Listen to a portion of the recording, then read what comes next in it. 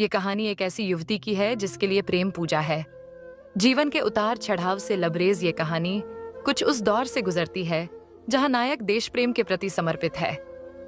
नायक के लिए मातृभूमि से बढ़कर कुछ नहीं है। नायिका खनक, उसका प्रेमी शिवा, जो परिस्थितियों का शिकार है, इस सब के बीच उनका प्रेम जीवंत है।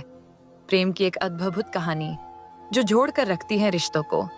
दर्द, प्रेम, त्याग, उसके बाद भी जीवन की परिभाषा, इन सब के विपरीत, कहीं मिलन तो कहीं जुदाई, कहीं सुखद एहसास तो कहीं पल पल मिलने वाली मौत।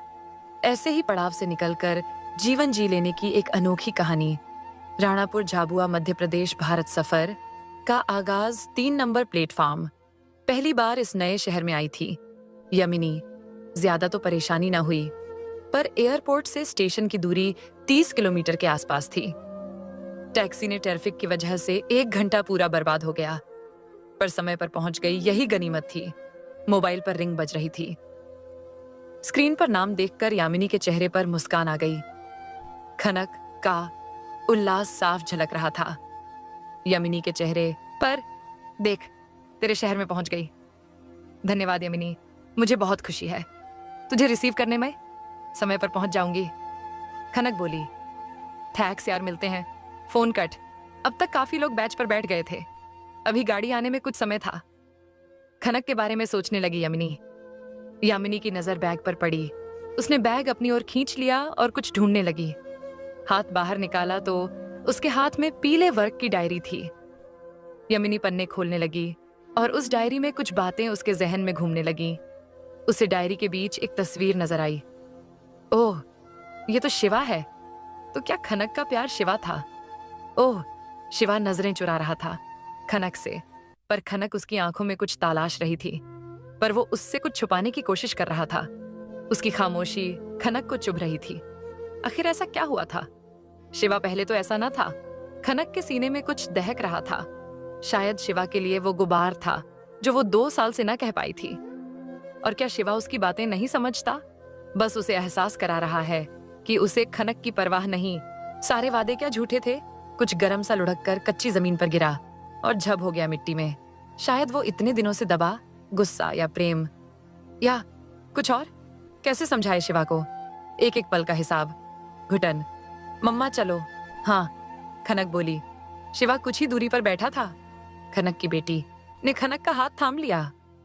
पलटकर देखा खनक ने, पर शिवा वैसे ही बैठा शून्य को घूरे जा रहा था, बिल्कुल अनजान सा, बेखबर।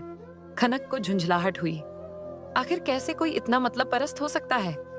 मैंने ऐसे बेपरवाह को चाह कैसे लिया? शिवा की आंखों में आंसू झिलमिला गए। माफ कर दो खनक, मैं तुम्हारा गुनाहगार हूं।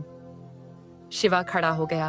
वो चाह रहा था कि खनक को सारी सच्चाई बता दे, पर अब वो समय नहीं था। और सच्चाई जानने के बाद क्या खनक उस पर भरोसा करेगी? शायद कर भी ले तो क्या खुद को साबित करने के लिए उसकी गृहस्थी में आग तो नहीं लग जाएगी? अब मैं क्या करूं खनक, मैंने तुम्हें खो दिया।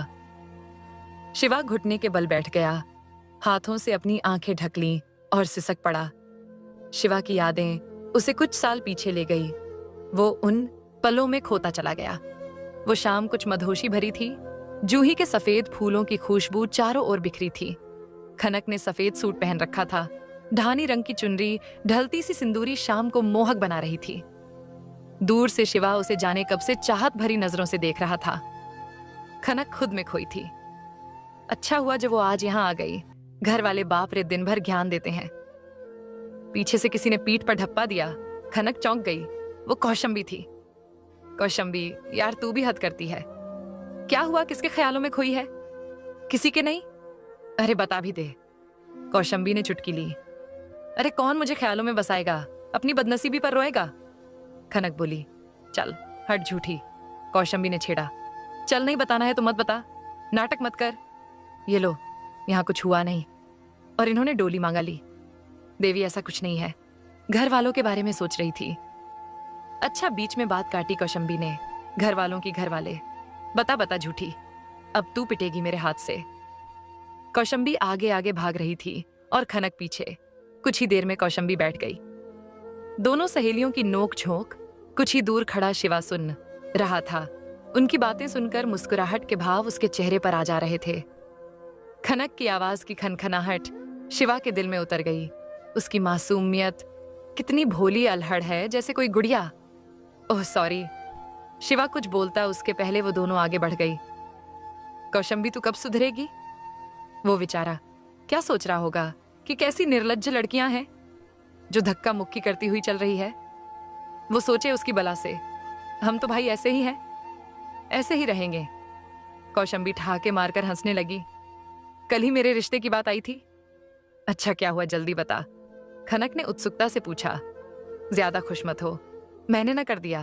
तू कब सुधरेगी, कितनी बड़ी तो हो गई। अरे समझा कर, मैं चली गई तो तेरी लाइफ पहले से ही बोरियत भरी है और बोर हो जाएगी। हाँ ये बात तो है। सुनिए, ये शायद आपका है। अरे हाँ, कहाँ से मिला? कौशंबी शिवा के हाथ से डायरी छीनती हुई बोली। वही बैचम पर थी, शायद आप लोग भूल गए थे। बहुत बहुत धन्यवाद, अब आप जा सकते हैं। अरे कौशंबी, इस तरह से कैसी बात कर रही है? धन्यवाद आपका, खनक बोली। मेरा नाम शिवा महाजन है। शिवा निहायत खूबसूरत अंदाज से बोला। जी? खनक चुप हो गई। और आपका? खनक? वैष्णव, बहुत नया नाम है। कुछ हटकर अब चले। हाँ चलते हैं। कितना चिपकू है, सब लड़के ऐसे होते हैं। कितनी शालीनता से पूछ रहा था।